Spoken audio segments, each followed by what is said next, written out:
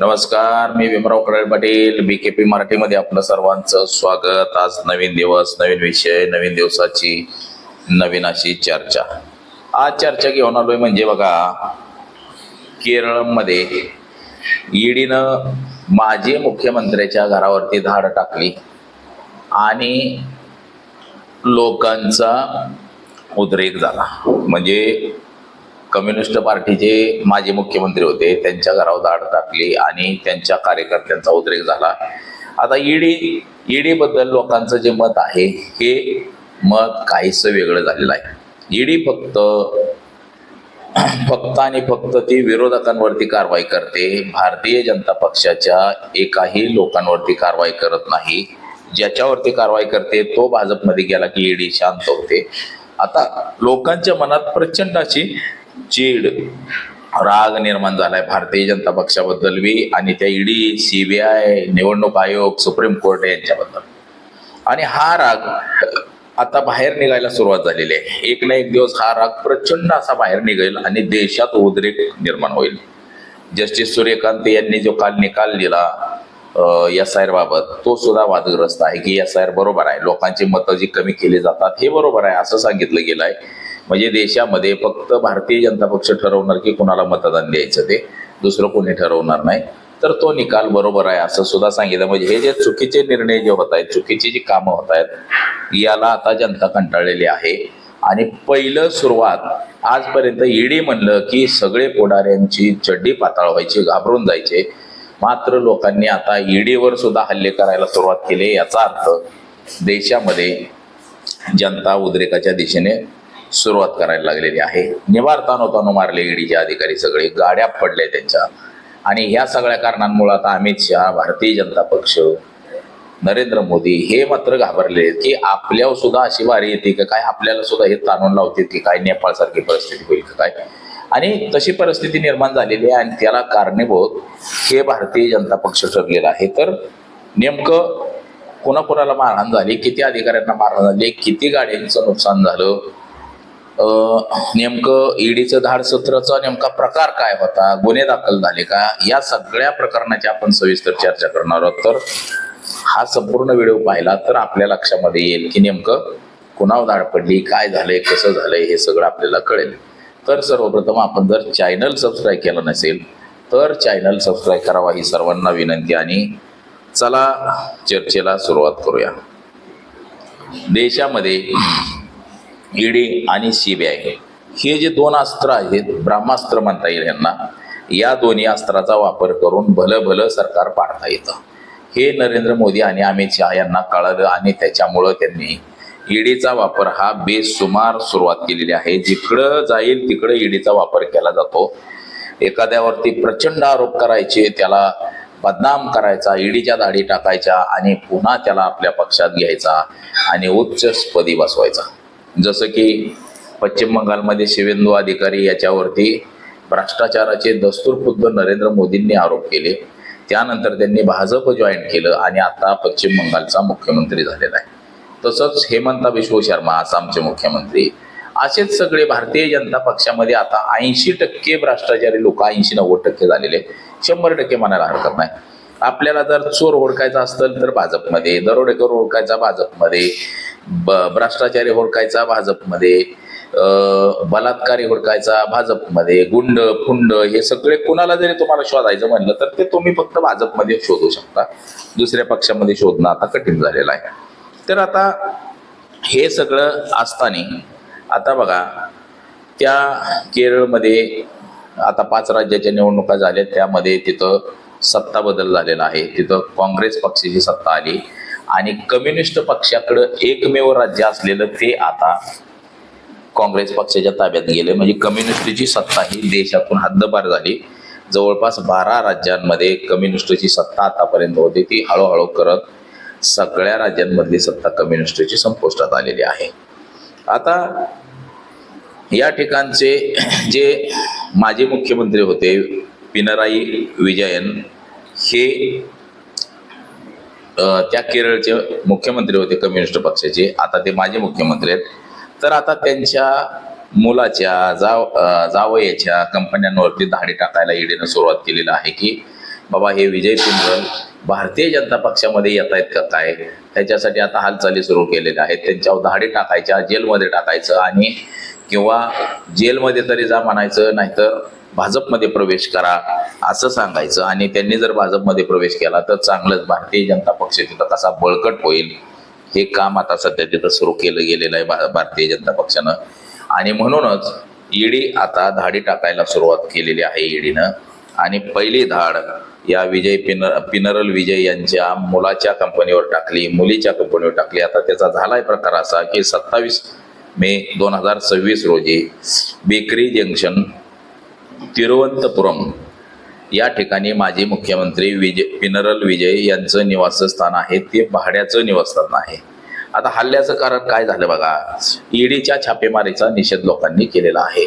अंमलबजावणी संचालनालय म्हणजे ईडी कोचिंग मिनरल अँड स्टाईलिन लिमिटेड म्हणजे CMRL मनी लॉन्ड्रिंग प्रकरणामध्ये पिनरल विजय यांची मुलगी टी वाणी आणि जावई माजी मंत्री मोहम्मद रियास यांच्या घरावरती छापे टाकले ईडीनं. आता हे ठरवून असतं सगळं, आरोप करायचे, छापे टाकायचे. अगोदर मुलांच्या ह्याच्यावर टाकायचे, नंतर त्या माणसाच्या ह्याच्यावर छापे टाकायचे घरावरती. आणि ईडीच्या अधिकाऱ्याने तपासायचं काय नाही, फक्त आत बसून सांगायचं भाजपमध्ये प्रवेश करणार आहे का तुम्ही, तर आम्ही सोडणार नाही, तर तुम्हाला सोडलं जाणार नाही. म्हणजे हे सगळं ठरवून आपण महाराष्ट्रामध्ये बघितलं. इतर कुठच्याही राज्यात जो जो भारतीय जनता पक्षामध्ये गेला तो कसा गेला, महाराष्ट्रात सुद्धा किरीट सोमय्यानं अनेकांवरती आरोप केले, ते सगळे भारतीय जनता पक्षामध्ये गेले. दस्तूर खुद्द अजित पवार यांच्यावरती सुद्धा नरेंद्र मोदींनी 70,000 कोटीचा घोटाळ्याचा आरोप केला,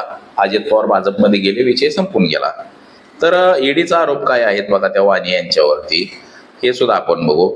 यांच्या एक्झॉलॉजिकल सोल्युशन या IT कंपनीला CMRL कडून 2017 ते 21 दरम्यान 1.72 म्हणजे 1,72,00,000 रुपये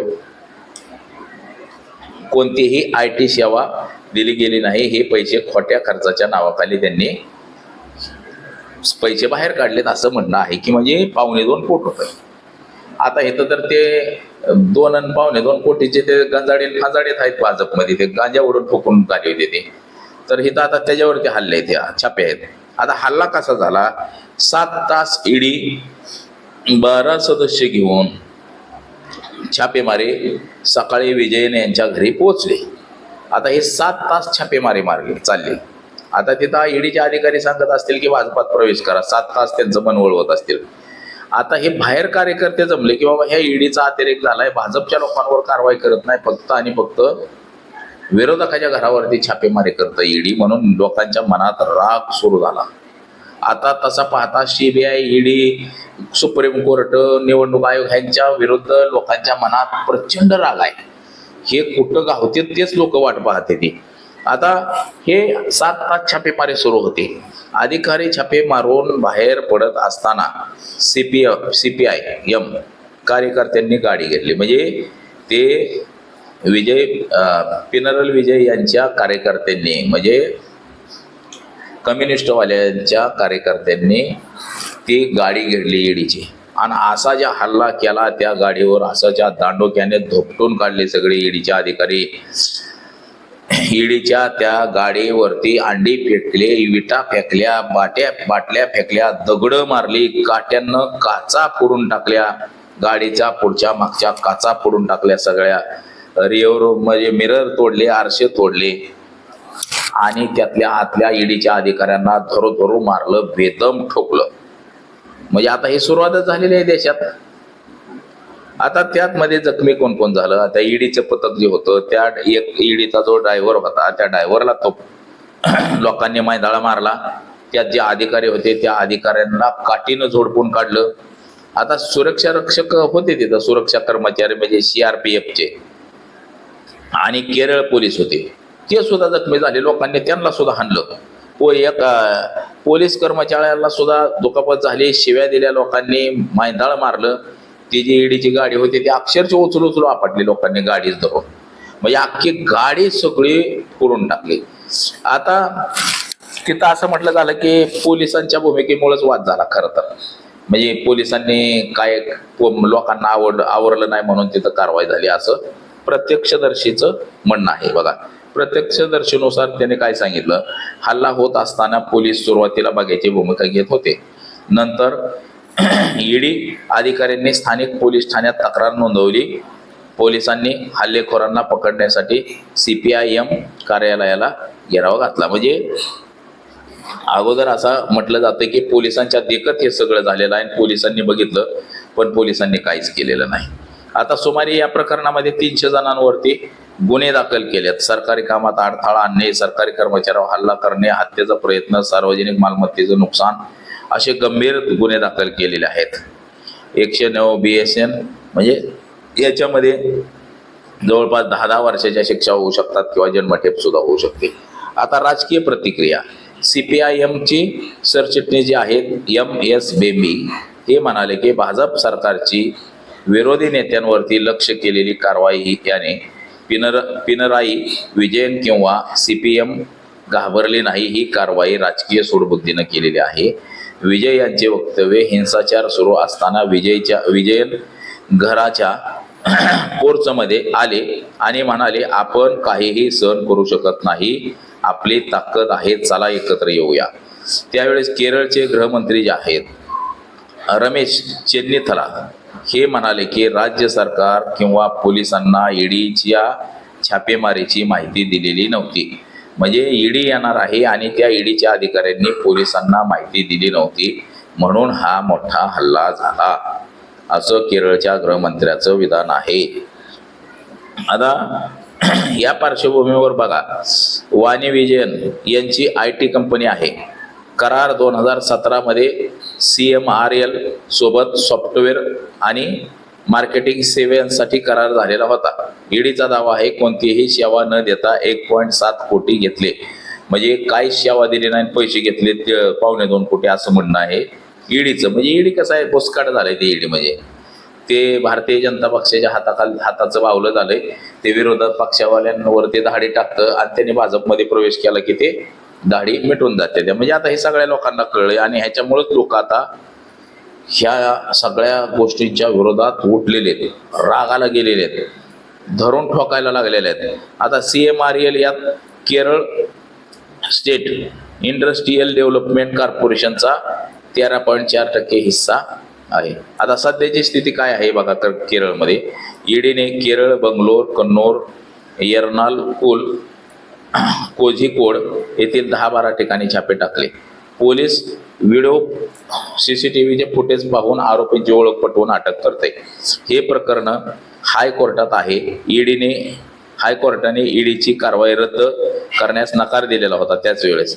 आता माजी मुख्यमंत्री विजय पिनरल यांच्या मुलीची कंपनी संबंधित आहे आणि हे ईडीचं प्रकरण आहे. आता 1.5-2 कोटी रुपये फक्त विषय आहे आणि ह्याच्यामध्ये ईडी कारवाई करते. भाजपमध्ये बघा, आजवर ज्या लोकांवरती ईडीनं कारवाई केली ते सगळे भारतीय जनता पक्षामध्ये गेलेले, त्यांच्यावरती कसलीच परत कारवाई होत नाही, फक्त प्रकरण चालू आहे म्हणून सांगितलं जातं. म्हणजे किती दुःखद आणि किती भयानक घटना आहेत बघा या. आणि ईडीच्या कारवाया फक्त विरोधी माणसावरती होतात, त्या दुसऱ्या कोणावरती ह्या होत नाहीत. फक्त जे विरोधामध्ये आहेत, ज्या पक्षाची लोक विरोधात आहेत त्या पक्षाच्या लोकांवरतीच फक्त ईडी आपला धाक जमवते, कारवाई करते. आता पांढरपरीवाल्यावरती सुद्धा ईडीची कारवाई जर झाली तर वावगं वाटायला नको. अशा पद्धतीचं सध्याचं काम ईडी आणि CBI या सगळ्या संस्थांचं सुरू आहे. सुप्रीम कोर्ट बी त्यातच आहे, निवडणूक आयोग केंद्रीय ते बी त्यातच आहे. म्हणजे अशा पद्धतीचं सगळं हे कामकाज सुरू आहे. आणि आता लोकांच्या मनामध्ये प्रचंड राग निर्माण झालेला आहे आणि त्याच्यामुळं येणाऱ्या काही काळामध्ये या सगळ्या संस्थांच्या विरोधात लोक रस्त्यावरती उतरतील आणि भलं मोठं आंदोलन करतील, अशीच ही परिस्थिती आपल्याला आता दिसते. हे केरळचं जे उदाहरण आहे ते आता उद्रेकाकडं सुरू असलेली ही वाटचाल म्हणता येईल आपल्याला. आपल्या महाराष्ट्रामध्ये सुद्धा बघा, महाराष्ट्रामध्ये सुद्धा अनेक लोकांवरती ईडीच्या कारवाई झाल्या. ज्याला ईडीचं पत्र आलं, कारवाई झाली, तो प्रत्येक जण हा भारतीय जनता पक्षामध्ये गेलेला आहे. बरेच असे ज्यांना मुख्यमंत्री केलं, उपमुख्यमंत्री केलं, मंत्री केलं, ते सगळेच्या सगळे लोक भारतीय जनता पक्षामध्ये सहभागी झालेले आहेत. ईडीची कारवाई भाजपमध्ये जाणार, ईडीची कारवाई भाजपमध्ये जाणार आणि हे आता लोकांना दिसायला लागलेलं आहे. लोक पेठून उठल्यासारखं आपल्याला दिसत आहेत. तर येणाऱ्या काळात सुद्धा हे असेच प्रकरण घडतील असंही एकंदरीत आपल्याला दिसतंय. तर बघा, आज एवढंच. माझा सहकारी कॅमेरामन अनिकेत सभी भीमराव कडाळे पाटील, BKP मराठी, इंदापूर, पुणे.